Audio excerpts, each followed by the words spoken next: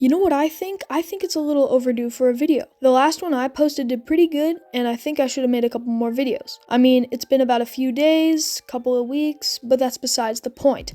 I am back with another video, guys. We will be looking at an Imperial build I've been working on for the past few weeks, and I am finally finished. Some things I tried to incorporate into this mock was trying to do a full-on gray mock, because most of my builds usually have nature them, and I was hoping to try to shy away from adding vegetation like I always do, and do a more industrial build. The plan for this mock was a lot different from the end result. The original idea was to have the rebels trying to escape in a custom ship while escaping the Imperial facility. In the end, I scrapped the ship and the whole idea because it didn't look very good and there was not enough space to fit it in. Anyways, that's enough talking, so let's get right into this video. I first want to take a look at some of the minifigures I used in this mock, then we can make over to the build. I try to make sure that my minifigures really match the scene, and I love to make custom weapons and accessories for them to really make them stand out. We'll be taking some looks at the Rebels first, and then we'll move on to the Imperials. First, we got this Rebel Trooper from Rogue One. While he's a simplistic minifigure, he is such a good addition to anyone's collection.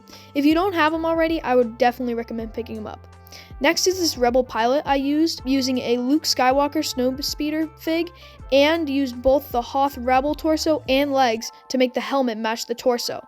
I would recommend, if you don't have any figs that match the occasion, create some yourself. The Snowspeeder fig would have not blended into this mock at all, so just by combining a couple torsos and helmets, you can get a really cool custom fig. Next, we got this Rogue Sniper. With the tan goggles and the side cape, it really blends together all nicely. Moving over to the Imperial side, we got an Imperial Officer. I think this guy is an altogether perfect minifigure that can almost go anywhere, and also a great figure to add to your collection. Next, we got this Heavy Gunner. Using an Imperial Hover Pilot and a custom minigun, we can get a really stylish trooper. While you can't see it in this photo, he has a great chain connecting the gun to an ammo backpack, which I personally think is a really sick detail. Now we just got your standard battle-worn trooper, and I did have a lot of different figs in this build, but I decided not to show them in this showcase, just because they weren't too important. Now a full custom fig that I created was this really cool Imperial Warlord. I decided to go for a robotic/cyborg style for him, because I feel like this would have been a really cool addition.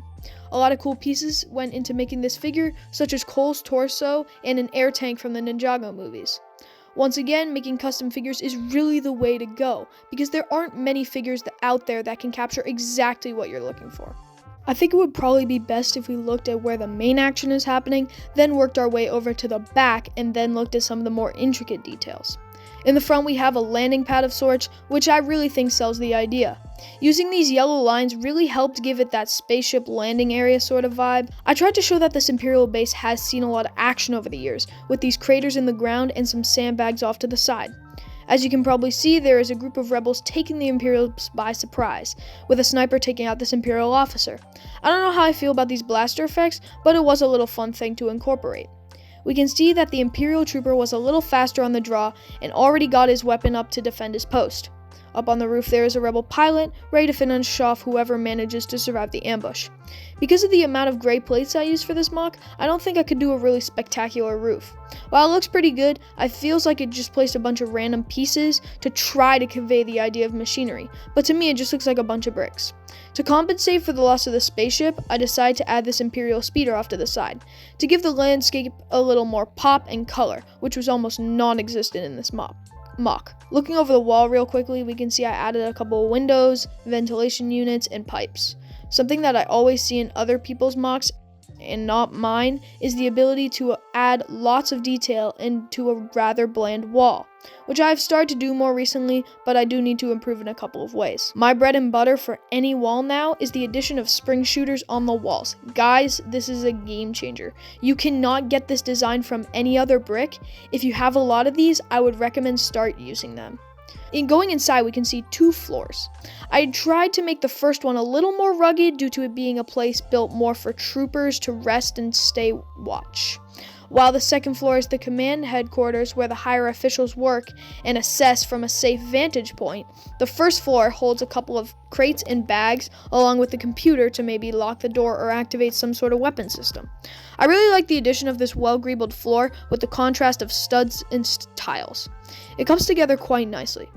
Going up the ladder, we got this really cool custom build, and to the second floor, we have the war room, where the warlord is assessing the battleground. I tried to replicate the base as well as I could onto the hologram, and I think I did it quite nicely. While the Imperials think they are safe up here, they have judged wrong because there's actually a thermal detonator under the table ready to be set off by the rebels. We got a science table over here and a couple stormtroopers standing watch.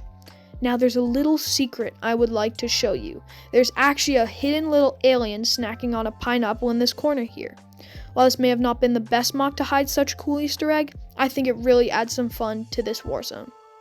I think in the end, I did the best I could with this build.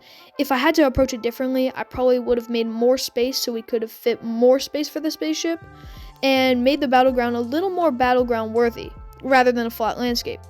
You know, while typing this script, a lot of battles like the Battle of Scarif have lots of barrels and crates, where mine there are none whatsoever. I think this would have helped me add a lot more rebels, so the ambush would have looked a lot more like an ambush.